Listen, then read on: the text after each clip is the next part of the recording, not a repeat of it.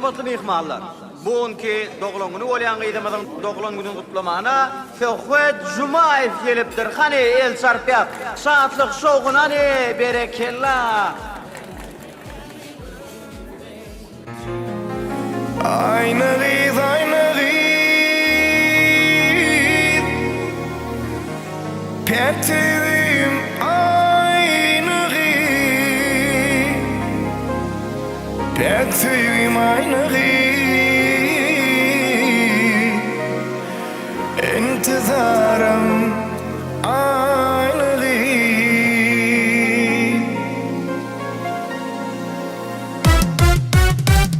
Durabilmez seni gören adamlar Akıl huşum hayran ettin aynı giz Toygun sinadın seni perizan Yüreğim alıp gitti aynı giz Durabilmez seni gören adamlar Akıl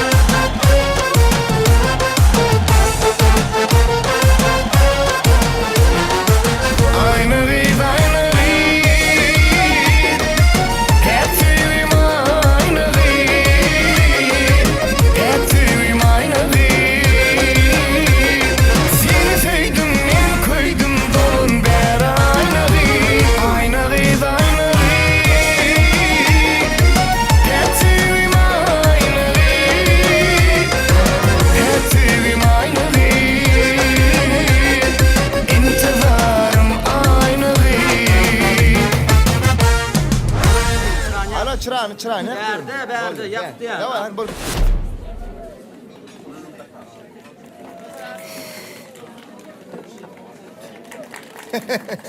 Doğum günün kutlu olsun Ayna. Kim Ayna? Men Leyla. Ha? Leyla? Tokat ağam. Ha? Ayna yukarıda karışıp durdu içinde. Tokat kesecek diye de gayret et. Men Ayna değil, men Leyla. Bu Leyla ağam ayna yukarıda. Gayret et. Neme oğlunlar?